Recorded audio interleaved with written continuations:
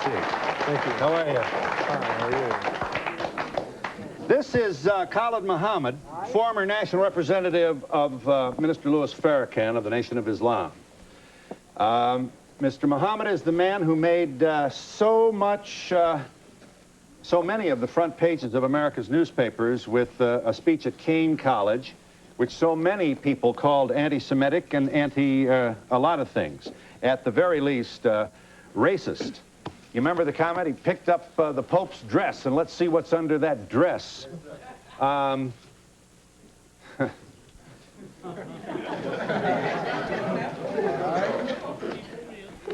Here's what you said about Colin Ferguson, the man who shot a Jamaican black male who shot 6 people on the Long Island train. Mr. Muhammad speaks. Where they set black inmates up in these jails and penitentiaries, and in particular there in Nassau County, and pulled all the black officers out and the black inmates so they could jump on Brother Colin Ferguson because they were mad with him for catching the Long Island train and killing all them white folks. I love Colin Ferguson.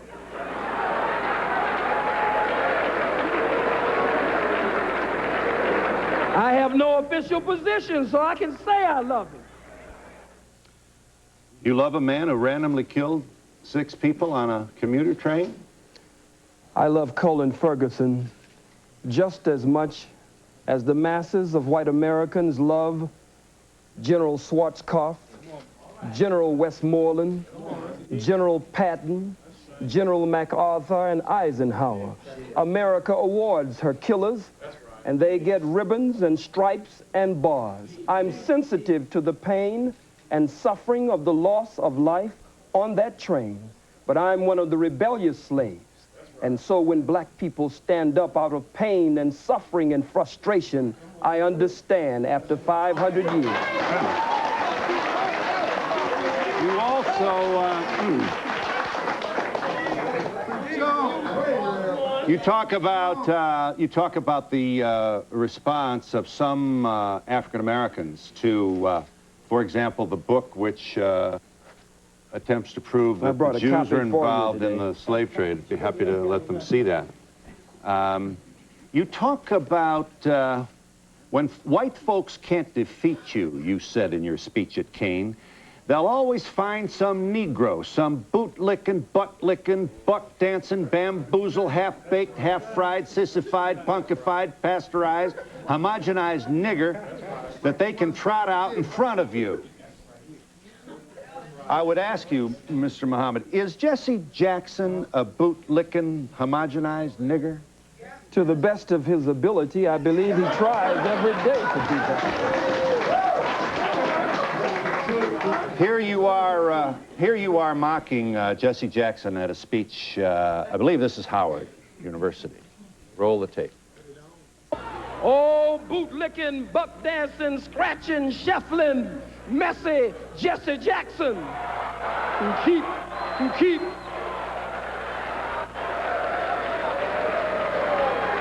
I am a somebody. I am a somebody who keep hope alive. I am a somebody. I don't rightly know who the hell I am, but I am somebody. Yeah. Are you an entertainer, or are you a committed person to black people? I'm so glad you asked that question. I believe that the liberation and salvation of the black nation must be brought about by black people gaining a thorough knowledge of self after our 500 to 6,000 year Holocaust, where we have lost over 600 million. And so I believe that that education process must be a process of 2 steps: inspiration and information. So I seriously give information, but black people are a people of rhythm and spirit, so I also give inspiration.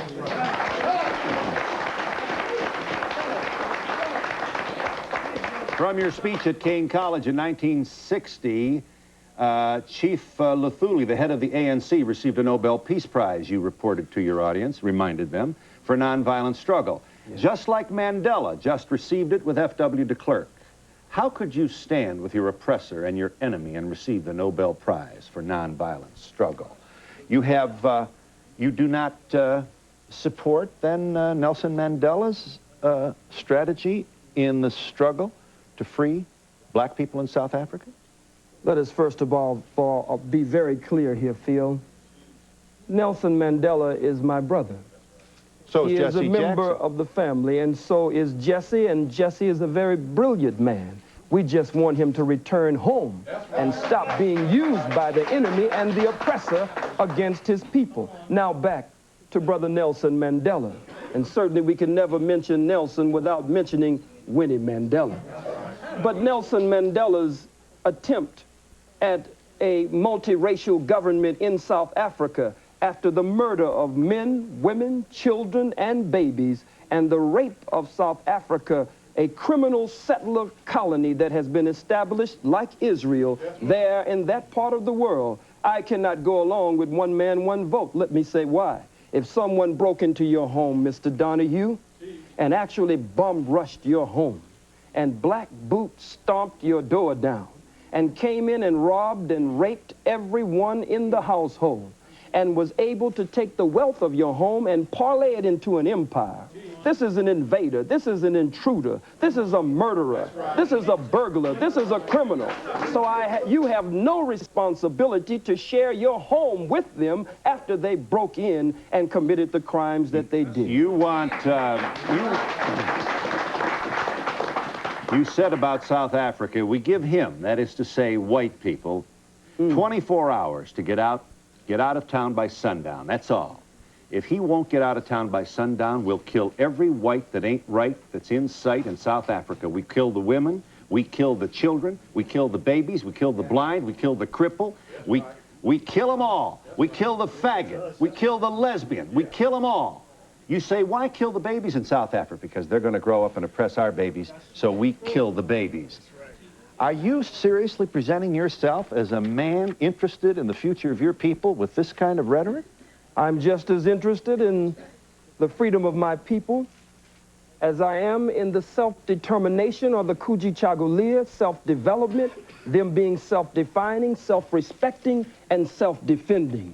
If the white man has killed millions of our people, and you cannot deny the undeniable and indisputable and irrefutable truth, fact, proof, and history of their bloodshed there in South Africa. I said it would be merciful if they would leave. I don't agree with a government, a sham government. No man walks out of prison after 27 years and becomes the president unless there's a script and a plan behind the scenes to remove the economic sanctions from whites in South Africa, but no real plan for redistribution of the wealth. The Oppenheimers, the De Beers, and others there sucking the blood of our people. So I said, be merciful. Give them a period of time. 24 hours. Truman gave the Japanese a period of time, but when they didn't comply, he dropped the bomb on men, women, children, and babies. I make no apology for that statement. I believe that the invasion of South Africa was an act of unprovoked war, one nation against another nation, and nations must fight for the self-determination. They had no business there, Mr. Donahue. Yes. Would you like to see Aristide return to Haiti to his rightful, duly elected position as president? From what I have learned and studied of President Aristide, from what I can see and those I've been privileged to talk to who are close to him, he appears to be a very sincere man. He appears to be a man who really loves our people there and wants to see our people breathe free and correct the problems that colonialism and other disruptions is very definitely at the root of. However, Phil, I do not want to see my beloved brother, President Aristide, returned to Haiti by the power of a Bill Clinton. because if Bill Clinton can help to return him there, he will always attempt to be the puppeteer who will pull the strings and try to dictate to my brother how he should carry out the affairs of government there. Your comments appear to bespeak a political position in which you have no interest at all in reaching out and hoping and working for a multiracial community of harmony and peace. Am I correct in saying you have forsaken that ideal? My arms are tired, Phil. We've reached out for 500 years. Too late now. We've faced tanks. We faced water hoses and cattle prods. Vicious dogs bit the breast of black women off in those protest marches of the civil rights movement. Vicious four-legged dogs sicked on us by two-legged dogs, bit into the groin and the private parts of black men, women, and children. So, Mr. Donahue, I believe that the white man is absolutely disagreeable to live with in peace, and that no one has been able to get along with him nowhere on the face 196,940,000 square miles of the planet Earth. And so you will continue this rhetoric. You will continue using... And action. And action. Action. What kind of action? Strategy to affect what in the United States of America? Let's start with us. No wise general sits with a representative of the opposition to discuss battle strategy and battle plans before the entire world. I don't think that would be wise. But the mission of the most honorable Elijah Muhammad and the mission of my spiritual father, the Honorable Minister Louis Farrakhan, whom I love very much, and I want to be in that number when he takes 1 million black men to Washington, D.C. to call for reparations and justice. Their work is a work of liberation and salvation. Their work is a work to raise the mentally and spiritually dead black man and woman after we have been robbed of our names, our language, our religion, our culture, our God, our folkways, mores, and robbed of a power, the power of our own being. Lift up the Pope's skirt to see what's under there. This is high school stuff. Words like faggot. It's an immature sort of failure to really get out of the old Beavis Butthead kind of environment.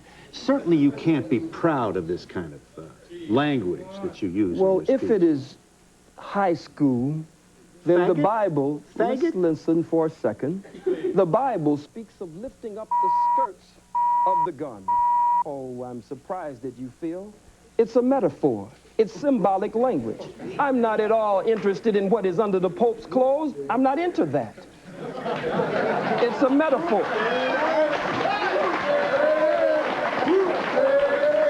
Let's see what's under there. But it is a metaphor to say, let us expose the Pope, according to H. Shelton Smith, President Emeritus of Duke University, in his book entitled, In His Image, quote, "The Catholic Church and the Pope were directly involved in the institution of slavery. They financed slavery and gave the okay that it was good business to sell Africans." Lift up the skirts of his garment so that we can see the shame and reveal what has been hidden. But it has nothing to do with sexuality whatsoever. Well, what do you suspect has been hidden? I believe that it has been perpetrated. And why would we want to lift up his skirt to discover what it might be? Well, we're saying